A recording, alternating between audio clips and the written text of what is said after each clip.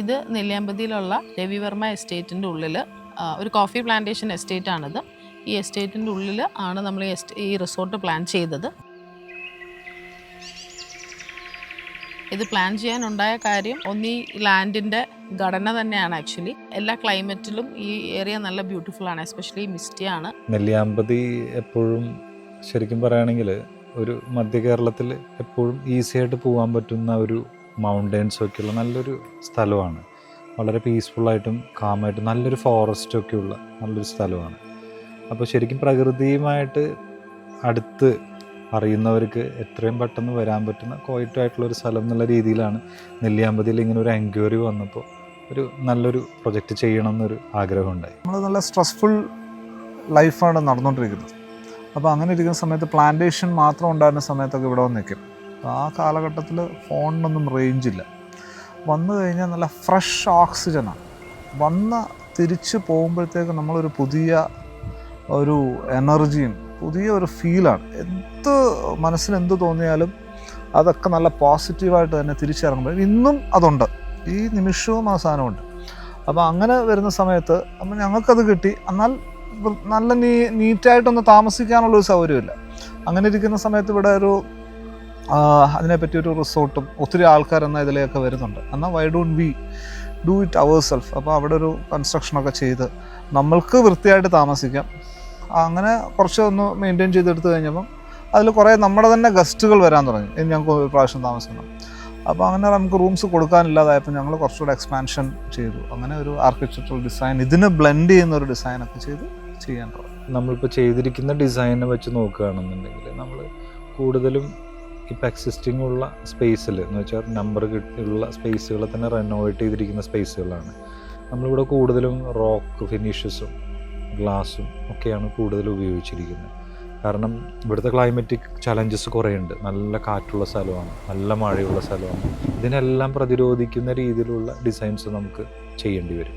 പക്ഷെ മെയിനായിട്ട് ഞാൻ അതിനൊന്നുമല്ല ഇമ്പോർട്ടൻസ് കൊടുക്കുന്നത്. നമുക്ക് പ്രകൃതിയിൽ കുറച്ച് സമയം സ്വസ്ഥമായിട്ട് എല്ലാ തിരക്കുകളും മാറ്റിവെച്ച് മനസ്സിനെ ശാന്തമായിട്ട് ഇരിക്കാവുന്ന ഒരു മെഡിറ്റീവ്നെസ് ക്രിയേറ്റ് ചെയ്യാൻ പറ്റുന്ന ഒരു സ്പേസാണ്. കാരണം ഈ സ്പേസിൽ ഇരുന്ന് കഴിഞ്ഞ് കഴിഞ്ഞാൽ നമുക്ക് ചുറ്റും കാണുന്നത് മലകളും മരങ്ങളും അതുപോലെ തന്നെ അരുവികളുടെ ശബ്ദവും നല്ല കാറ്റും ആ ഒരു ക്ലൈമറ്റിൻ്റെ തണുപ്പും അത് ആസ്വദിക്കുക എന്നുള്ളതാണ്. അപ്പോൾ ആ ഒരു മെഡിറ്റീവ്നെസ് മൈൻഡിൽ ഓട്ടോമാറ്റിക്കലി കൊണ്ടുവരിക എന്നുള്ളതാണ് അതിന് വേണ്ടിയിട്ടുള്ള സ്പേസ് എന്നാണ്. ആസ് എ ഡിസൈനർ എന്നുള്ള രീതിയിൽ നോക്കുമ്പോൾ എനിക്ക് ഗ്ലാസ് ഹൗസ് ഒരു നല്ലൊരു അറ്റംപ്റ്റ് ആണെന്ന് പറയാം. കാരണം ഇപ്പോൾ രാവിലെ എണീക്കുന്നൊരു മൊമെൻ്റ് ഉണ്ട്, നല്ല ഫോഗായിരിക്കും ഇവിടെ. ആ ഒരു ഫീലിൽ നമ്മളൊരു ഫ്ലോട്ടിങ് എഫക്ട്സ് നമുക്ക് കിട്ടും. കാരണം നമ്മൾ കിടന്നുറങ്ങി എണീക്കുന്ന സമയം ആ ഒരു കാഴ്ചകൾ എന്ന് വെച്ച് കഴിഞ്ഞാൽ ഇപ്പോൾ ഒരുപാട് ബേഡ്സ് ഉണ്ടാവും, ചിലപ്പോൾ മങ്കീസ് ട്രീസിലുണ്ടാവും, ബട്ടർഫ്ലൈസൊക്കെ എനിക്ക് തോന്നുന്നു പല പല സ്പീഷീസ് ചെറിയ ചെറിയ ജീവികളൊക്കെ വലുതാണ് വരുന്നത്. നമ്മൾ കാണുന്ന സൈസിനേക്കാളും വലുതായിരിക്കില്ല. ഇതൊക്കെ നമുക്ക് ആ സമയത്ത് ഗ്ലാസ്സിനൊക്കെ ഉണ്ടാവും.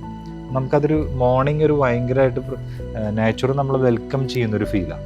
ഗ്ലാസ് കോട്ടേജ് എപ്പോഴും എനിക്കൊരു വളരെയധികം ഇൻട്രസ്റ്റിംഗ് ആയിട്ട് തോന്നിയൊരു കാര്യമാണ്. കാരണം നമ്മളതിൽ രാത്രിയാണെങ്കിലും ഇപ്പോൾ ഈവൻ ചെറിയ റെയിൻ ഉണ്ടെങ്കിലും നമുക്ക് നേരെ കിടക്കുന്ന ഉറങ്ങുമ്പോൾ നേരെ മഴ പെയ്യുന്നത് ഗ്ലാസ്സിലേക്കാണ്.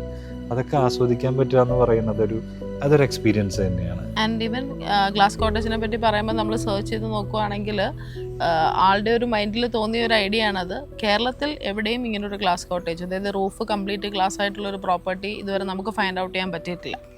സോ അതൊരു ചലഞ്ച് ആണെങ്കിലും പക്ഷേ അത് എക്സ്പീരിയൻസ് ചെയ്യുന്ന ഗസ്റ്റിൻ്റെ അടുത്തു നിന്ന് കിട്ടുന്ന ആ ഒരു remarks makes more happy. Actually Lijo sir like as an architect Lijo സാറിനെ നമ്മൾ ഫസ്റ്റ് മീറ്റ് ചെയ്തപ്പോൾ തന്നെ we have never gone before anybody else. ആളുടെ അടുത്ത് ഫസ്റ്റ് സംസാരിച്ചപ്പോൾ തന്നെ we were happy on him. പിന്നെ അതിനുശേഷം ആളുടെ പ്ലാനും പ്രിപ്പറേഷൻസും ഒക്കെ തന്നെ നമ്മൾ ആ ഒരു ഫസ്റ്റ് അറ്റംപ്റ്റിൽ തന്നെ വി ആർ ഹാപ്പി. പിന്നെ he is always willing to discuss with us. Usual not like every architects. നമ്മൾ എനി ടൈം നമ്മളുടെ ഒരു കൺഫ്യൂഷൻസ് അല്ലെങ്കിൽ ഒരു ക്ലാരിറ്റി കുറവ് നമ്മൾ ചോദിച്ചു കഴിഞ്ഞാൽ he is willing to support us. അപ്പോൾ ആ ഒരു ഫ്രീഡമാണ് he made this property as his own എന്ന് വേണമെങ്കിൽ ഞാൻ പറയും. ഞങ്ങളെക്കാട്ടിലും ഉപരി ഇത് ആളുടെ ഒരു ബേബി ആയിട്ടാണ് ആക്ച്വലി ഇതിനു വേണ്ടി എഫേർട്ട് ഇട്ടത്. അപ്പോൾ അതിൽ ആക്ച്വലി ഞങ്ങൾക്കൊന്ന് സപ്പോർട്ട് ചെയ്യേണ്ടതേ വന്നിട്ടുള്ളൂ. ഡിസൈനിൻ്റെ ടൈമിൽ സാർ ഇങ്ങനെ ചെയ്തു, കൃത്യമായിട്ട് തന്നെ കാര്യങ്ങൾ ചെയ്തുകൊണ്ടിരിക്കുമ്പോൾ നമ്മൾക്കും ഉണ്ടല്ലോ ഒരാഗ്രഹങ്ങൾ. അപ്പം ബേസിക്കലി ഞങ്ങളൊരു വാട്സാപ്പ് ഗ്രൂപ്പ് ഉണ്ടാക്കി, കാഷ്വൽ ടോക്സ് ഡിസ്കഷൻ, ഞങ്ങൾ 3 പേരോട് ചേർന്നൊരു ഗ്രൂപ്പ്. അപ്പോൾ അതിൻ്റെ അകത്ത് വേണ്ട കണ്ടൻറ് ഇടുമ്പോൾ സാറ് കുറച്ചിടും. പെട്ടെന്ന് ഞങ്ങൾ ട്രാവൽ ചെയ്യുമ്പോഴേക്കും നമുക്ക് ഇങ്ങനെ ചെയ്താലോ, നമുക്ക് ലിജോ സാറിനെ വിളിക്കും, പെട്ടെന്ന് വീഡിയോ കോൾ എടുത്തു സാർ, പിന്നെ ഒരു 1 hour കാറിലിരുന്ന് തന്നെ ഡിസ്കഷനാണ്. അപ്പോൾ അതെല്ലാം കേൾക്കാനും അറ്റ് എനി ടൈം കേൾക്കാനും അത് എക്സിക്യൂട്ട് ചെയ്യാനും അതിൻ്റെ ചലഞ്ചസിനെല്ലാം കവർ ചെയ്ത് അതിൻ്റെ അടുത്ത ദിവസം വലിയൊരു പിക്ചറുമായിട്ടായിരിക്കും വരുന്നത്. വൺസ് ചെയ്ത് കഴിഞ്ഞതിനെ ഒന്ന് കറക്റ്റ് ചെയ്യുന്നതിന് ആൾക്ക് ഒരു പ്രശ്നമില്ല. ഇവിടെ താമസിക്കാൻ വരുന്നവർക്ക് ഒരു എക്സ്പീരിയൻസ് എന്ന് വെച്ചാൽ ഫാമിലിയുമായിട്ട്, ഇപ്പോൾ കുട്ടികൾ മക്കളൊക്കെ ആയിട്ട് അല്ലെങ്കിൽ മാതാപിതാക്കളായിട്ടൊക്കെ അവർക്ക് ഇവിടെ ഈ പ്രകൃതിയിലൊന്ന് എന്താ പറയുക അനുഭവിക്കാനുള്ളൊരു അവസരമാണ് ഇവിടെ. അത് ഏത് രീതിയിലും ഇവിടെ ഉണ്ട്. കാരണം ഏറ്റവും നല്ല ക്ലൈമറ്റുള്ള സമയം എനിക്ക് തോന്നുന്നു നവംബർ, ഡിസംബർ, ജനുവരി ഒക്കെ ഇവിടെ നല്ല തണുപ്പും കാര്യങ്ങളൊക്കെ ഉണ്ട്. പക്ഷേ എല്ലാ മരങ്ങളും ചെടികളും അരുവികളും എന്ന് വെച്ചാൽ പ്രകൃതി എന്താണെന്നുള്ളത് എക്സാക്ട്ലി ഇവിടെയാണ് അവർക്ക് അനുഭവിക്കാൻ പറ്റുക. കാരണം നഗരത്തിലെല്ലാം സിവിലൈസേഷനും ബിൽഡിങ്ങുകളും ഒക്കെ ഉണ്ട്, അതിൻ്റേതായ പ്രശ്നങ്ങളൊക്കെ അവർ ഫേസ് ചെയ്യുന്നുണ്ട്, ട്രാഫിക്. പക്ഷെ ഇവിടെ അതൊന്നുമില്ല. നമ്മളിവിടെ ശാന്തമായി ഇരുന്ന് കഴിഞ്ഞാൽ നമുക്ക് കേൾക്കുന്നത് കിളികളുടെ ശബ്ദം, കാറ്റ്, മരങ്ങൾ ആടുന്ന ശബ്ദം, അരുവികളുടെ ശബ്ദം. പക്ഷെ ഇതെല്ലാം അവർക്കൊരു അവയർനെസ് ആണല്ലോ. എന്ന് വെച്ചാൽ കാടിനെ അറിയുക, നാട് അറിയുന്ന പോലെ തന്നെ നമ്മൾ കാടിനെയും അറിയുക, ഈ പഞ്ചഭൂതങ്ങളെ അറിയുക എന്നുള്ള വലിയൊരു ഫാമിലിയുമായിട്ട് ഒരു മെസ്സേജ് ഓട്ടോമാറ്റിക്കലി അവർക്ക് എന്താ പറയുക നമുക്ക് കിട്ടാനുള്ള അവസരം ഇതുപോലുള്ള സ്ഥലങ്ങളിലുണ്ട്. നമ്മളെല്ലാവരും ഇന്ന് താമസിക്കുന്നത് വളരെ ബിസി, ഹെക്ടിക്, സ്ട്രെസ്ഫുൾ ലൈഫാണ്. ഇവിടെ നമ്മൾ വന്ന് തിരിച്ചു പോകുമ്പം നമുക്ക് കിട്ടുന്ന ഒരു ഓക്സിജൻ്റെ ലെവൽ കൊണ്ട് തന്നെ നമ്മുടെ ഫങ്ഷനിങ് കുറേ ചേഞ്ചസ് വരുത്താനില്ല. It's automatically comes. ആ ബ്രീത്തിങ്ങിലുള്ള ആ ഒരു ഡിഫറൻസ് വരുമ്പോൾ തന്നെ അതാണ് the first and foremost thing. പിന്നെ ഏറ്റവും കൂടുതലുള്ളത് ഒരു കാടിൻ്റെ എക്സ്പീരിയൻസ് ആണ്, ഫോറസ്റ്റ് എക്സ്പീരിയൻസ്. അപ്പോൾ അതുകൊണ്ട് തന്നെയാണ് ഇതിന് പേര് സെലക്ട് ചെയ്തപ്പോഴും ട്രെൻഡി നെയിംസിലോട്ടൊന്നും പോവാതെ ഈ പ്രോപ്പർട്ടിയുടെ ഈ ലാൻഡ് പഴയ കാലങ്ങളിൽ അറിയപ്പെട്ടിരുന്ന ആ ഒരു നെയിം തമ്പുരാൻ കാട് എന്നുള്ള ആ ഒരു നെയിമിൽ തന്നെ നമ്മൾ നിൽക്കാനുണ്ടായ കാര്യം അത് തന്നെയാണ്. ഞാൻ ഇവിടേക്ക് എല്ലാവരോടും വരാനാണ് പറയുക. കാരണം എന്താ വെച്ച് കഴിഞ്ഞാൽ കാട് എന്താണെന്ന് നമുക്കറിയണം. കാരണം കാട് നമ്മളുടെ ഒരു പ്രകൃതിയുടെ ഒരു സന്തുലനാവസ്ഥയെ കീപ്പ് ചെയ്യുന്നൊരു വലിയ ഘടകമാണ്. കാടുകളില്ലാതെ നമുക്ക് ജീവിക്കാനും പറ്റില്ല. അപ്പോൾ കാടുകളാണ് ആക്ച്വലി നമുക്ക് എല്ലാം തരുന്നത്. ഈവൻ ഒരു ക്ലൈമറ്റിക് കണ്ടീഷൻസ് ഉണ്ടാക്കുന്നത്, മൺസൂൺ ഉണ്ടാക്കുന്നത് എല്ലാം ഈ ഒരു ഫോറസ്റ്റിനെ ബേസ് ചെയ്തിട്ടായിരിക്കും. അപ്പോൾ ഞാൻ പറയുന്നത് ഇവിടേക്ക് വരുന്ന വ്യക്തികൾ ആരാണെങ്കിലും ശരി, കുട്ടികളാണെങ്കിലും മുതിർന്നവരാണെങ്കിലും തിരക്കുള്ളവരായാലും എല്ലാവരും എല്ലാം മറന്നിട്ട് ശരിക്കും ഒരു ദിവസമെങ്കിലും കൃത്യമായിട്ട് ഇത് ആസ്വദിക്കാൻ തന്നെ വരണം.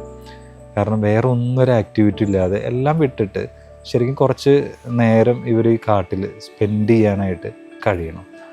എന്ന് പറഞ്ഞാൽ ഈ റിസോർട്ടിനോട് ചേർന്ന് സേഫ്റ്റിയോട് കൂടിയിട്ട് തന്നെയുള്ള കുറേ സ്ഥലങ്ങളുണ്ട്. അവിടെ മാത്രം സ്പെൻഡ് ചെയ്താൽ മതി കാടിനെ അറിയാനായിട്ട്. അത് നമ്മൾ ആസ്വദിച്ച് തന്നെ പോവുക. നമുക്ക് എപ്പോഴെങ്കിലും വരാൻ തോന്നുക, അടിക്കടി ഇവിടെ വന്നൊന്ന് റീചാർജ് ചെയ്ത് പോകുന്ന പോലെ ആ ഒരു സിസ്റ്റം എല്ലാവരും ചെയ്യണം എന്നാണ് ഞാൻ പറയുന്നത്.